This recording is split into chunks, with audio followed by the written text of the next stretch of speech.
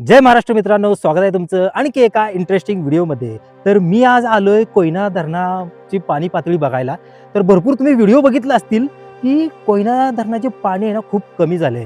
तर तुम्ही भरपूर व्हिडिओ बघितले असतील, मी पण आज तिथं आलो, हे तुम्हाला दाखवतो। मी कोयना धरणाचे पावसाळ्यात हे पाणी असतं ना, तुम्हाला ते वरती कट दिसतोय ना, तिथपर्यंत पावसाचं पाणी असतं, पाऊस ज्यावेळी पडतो त्यावेळी। आणि आत्ता पाणी बघा काहीच दिसत नाही तुम्हाला, इथं सगळं सुकलेलं दिसतंय तुम्हाला। ते तुम्हाला तिकडं लांबपर्यंत तुम्हाला तो ब्रिज दिसतोय ना, त्या ब्रिजच्या वरून पाणी जातं पावसाळ्यामध्ये। आणि आत्ता बघा तिथे काहीच पाणी नाही, तुम्हाला तिकडे एकदम लास्टला तो येते बघा, तुम्हाला तिकडं कोपऱ्यात थोडंसं पाणी दिसतंय। म्हणजे 105 TMC पाणी असतं पावसाळ्यामध्ये, आणि आत्ता फक्त 10 TMC पेक्षा कमी पाणी उरलेलं आहे लोकांना पिण्यासाठी। मी पण आज म्हटलं बघूया, जाऊन तरी बघूया, माझ्या जवळच आहे हे लोकेशन, तर म्हटलं जाऊन तरी बघूया की पाणी आहे की नाही। पण हे तुम्हाला दिसतंय सगळं सुकलेलं आहे बघा, खाली तुम्हाला दाखवतो, हे सगळं सुकलेलं दिसतंय बघा, ते लांबवर तुम्हाला दिसतंय सगळं सुकलेलं आहे। तिकडं तुम्हाला वरती झाडं दिसत आहेत ना, पावसाळ्यात तिकडं पाणी असतं, आणि हे पूर्ण धरणाच्या आतली जागा ही सगळं पाणी आटलेलं आहे। तुम्हाला हे दिसतंय वरती झाडं दिसत आहेत, तिथपर्यंत पाणी असतं पावसाळ्यामध्ये, एवढं पाणी भरतं। आणि तिकडे त्या साईडला तुम्हाला ते दिसतंय ना झाडे, तिकडेपर्यंत पाणी असतं।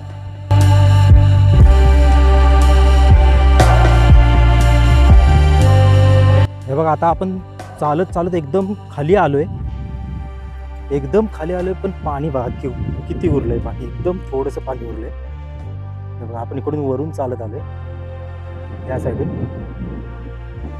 पाणी किती उरलंय इकडं वरतीपर्यंत आहे ना, ती वरती झाडं आहेत ना, तिकडं पर्यंत पाणी असतं।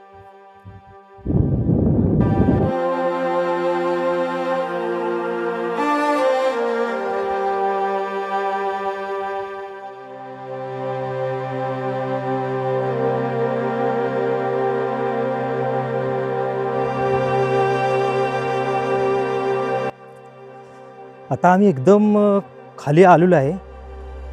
पाणी बघा इथं काहीच नाही, सगळं सुकलेलं आहे बघा, जमीन बघा, सगळी सुकलेली जमीन आहे। हे बघा पाणी कुठं असतं बघा, आणि आता पाणी बघा केवढं थोडंसं उरलंय पाणी।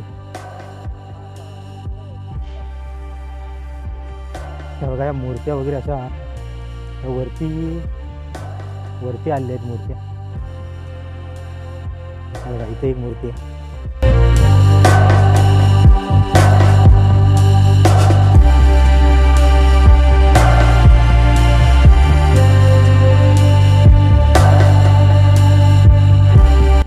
बघा हे आता तुम्हाला हे पाणी दिसतंय ना, हे बघा हे वलं दिसतंय तुम्हाला, काळं काळं दिसतंय ना, एवढं पाणी आता होतं ह्या 1-2 दिवसापूर्वी। आता पाणी किती कमी झालेलं आहे बघा, तेव्हा पाणी कुठे गेलेलं आहे।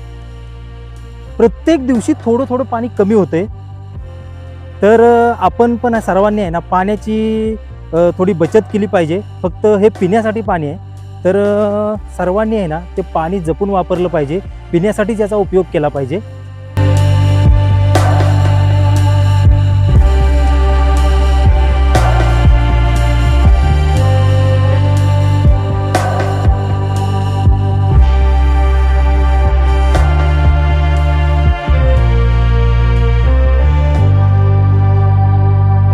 आता ज्यावेळी मोठं पाणी होतं, जास्त पाणी होतं, त्यावेळी हा बोटिंग व्यवसाय पण चालू होता।